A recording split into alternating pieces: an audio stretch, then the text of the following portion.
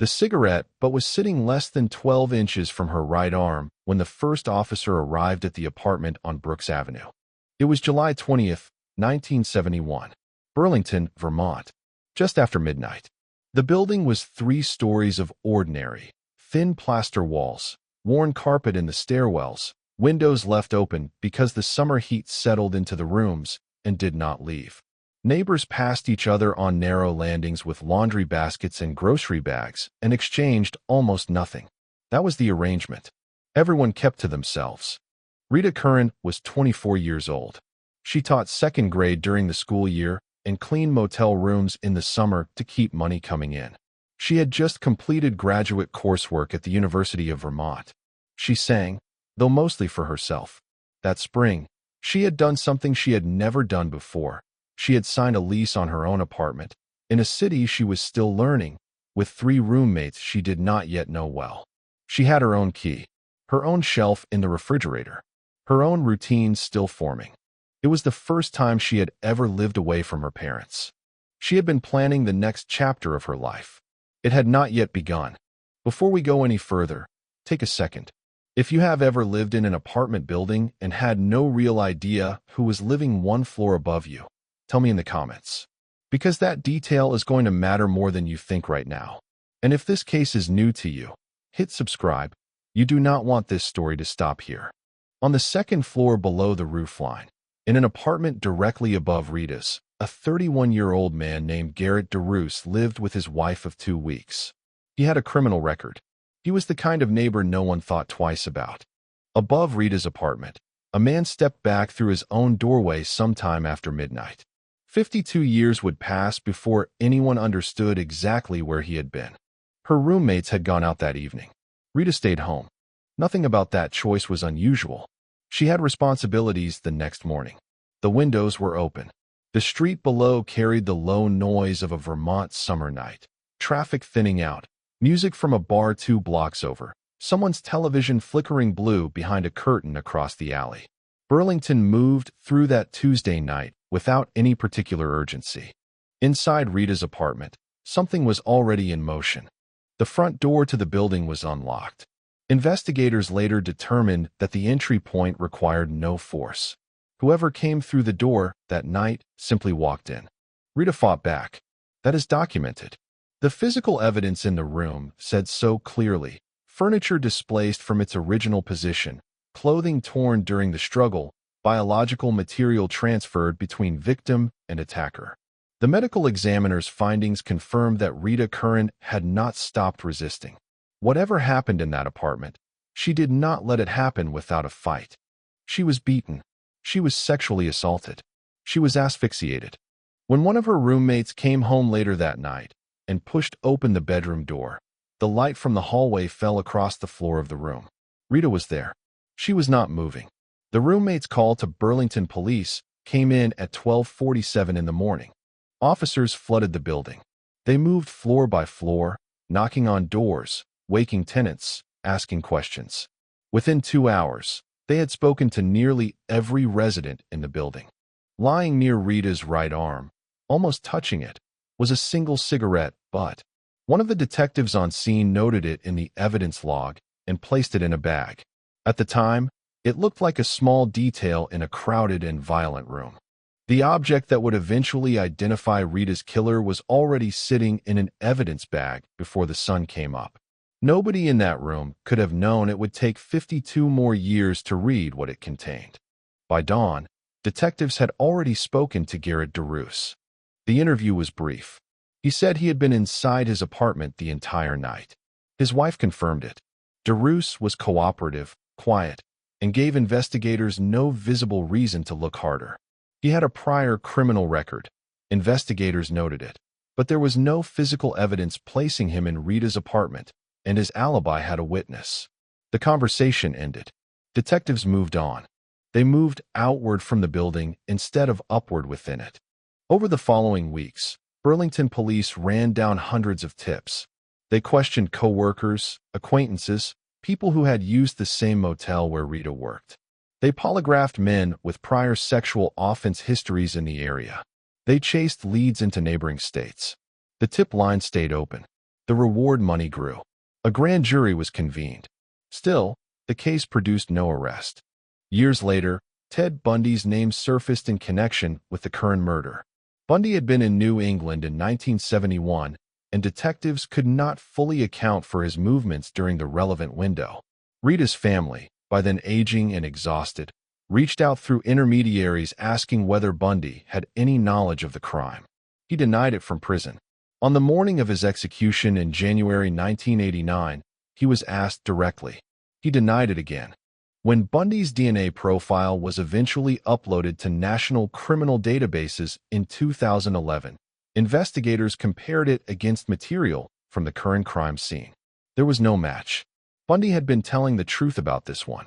The real suspect had already been interviewed on the first morning of the investigation. He had answered calmly, thanked the detective, and gone back upstairs to his apartment. Years later, detectives would piece together what happened next. That DeRoos had returned upstairs that night, sat down across from his new wife, and told her exactly what to say if anyone asked where he had been. Rita's parents waited for 22 years before her father's health gave out. He died in 1991 without an answer. Her mother held on until 2002.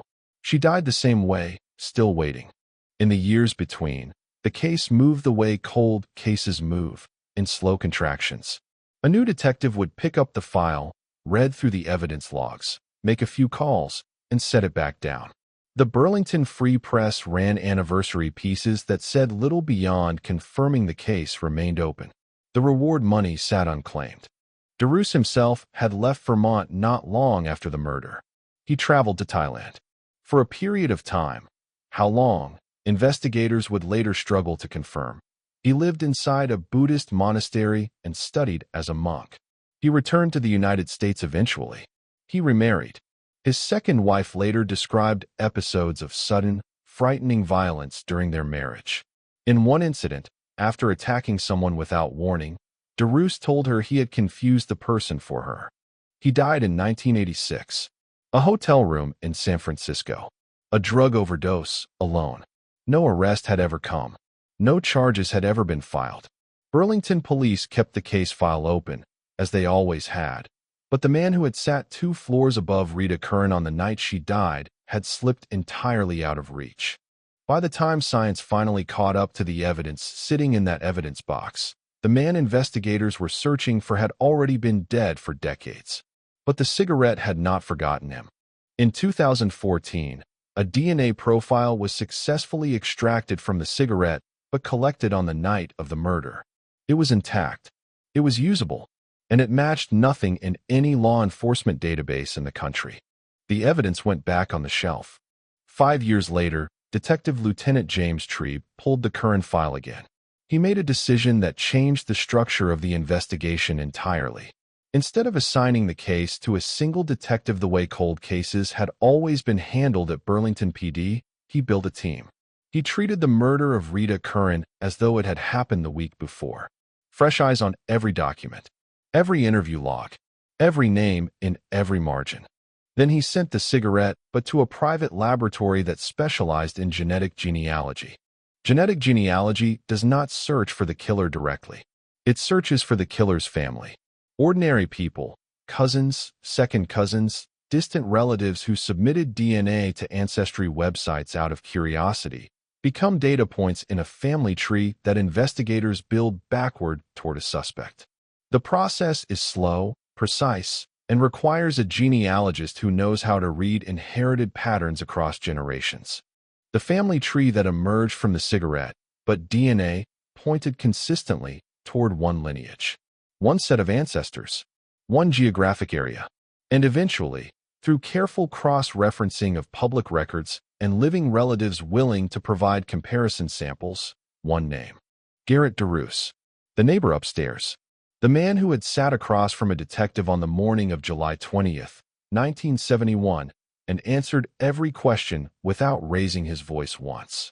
Take a second right now, because everything this investigation had been searching for across 52 years just collapsed into a single name.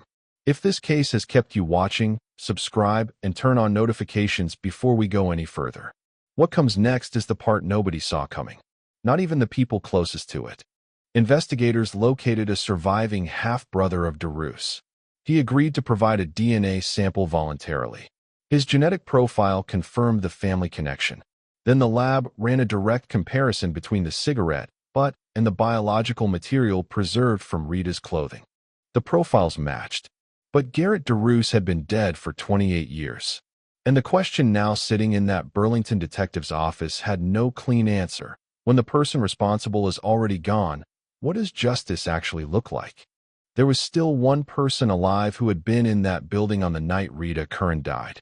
One person who had told investigators a version of events that was not true. And detectives knew exactly where she was. DeRusse's first wife had left Vermont after the marriage ended. She had moved across the country, changed her name, and built a different life in Eugene, Oregon. For more than 50 years, she had carried what she knew. When investigators finally reached her again and asked her directly what had happened on the night of July 19, 1971, she told them the truth. DeRusse had not been in the apartment all night. They had argued. He had left to cool down. He came back later. She did not say how much later, and told her what she needed to say if anyone asked. She was 20 years old, newly married, frightened. She had done what he told her to do. She had not known he killed Rita. That was the detective's read of the interview, and he believed it. On February 21, 2023, Burlington police held a press conference at their North Avenue headquarters. Acting Chief John Murad stood at the podium and stated clearly that the department had identified the person responsible for the murder of Rita Curran. He named Garrett DeRusse. He confirmed that DeRusse had died in 1986 and that no criminal charges could be filed. The Chittenden County State's attorney reviewed the evidence package and found probable cause for aggravated first-degree murder. The case was officially closed. Rita's brother and sister were in the room when the chief spoke. Their parents had waited 31 years for that morning. Neither of them had lived to see it. Cold cases do not fail because investigators stop caring. They fail because the tools available at the time of the crime cannot reach far enough into the evidence to find what is there. The current investigation was not incompetent. The detectives who worked it in 1971 knocked on every door, ran every name, and kept a file open for half a century. What they did not have was the science. And without the science, the truth could not be read, not from a cigarette, but not from torn fabric, not from anything collected in that apartment on Brooks Avenue. What this case made clear is that evidence preservation is not a bureaucratic function. It is a moral one. The cigarette butt collected in 1971 was still usable 52 years later because someone put it in a bag, labeled it correctly, and kept it. That decision, made by an officer whose name most people will never know, is the reason Rita Curran's family received the answer they had waited their entire lives to hear. Rita Curran was 24 years old. She taught children how to read. She sang. She had just gotten her own key to her own apartment for the first time, and she was building something. The truth about what happened to her survived longer than the man who tried to take it with him. Her name is no longer attached to a mystery. It is attached to the record, and the record is clear. If this case stayed with you, if it made you think about justice, about the people we trust, about how long a family can carry hope, subscribe to this channel and turn on notifications. Every story we tell here is someone who deserved to be remembered. Leave your thoughts in the comments below. Your words matter to the families who still search for answers. And if this video moved you, share it with someone who needs to hear it. Justice delayed is still justice, but only if we refuse to stop talking about it.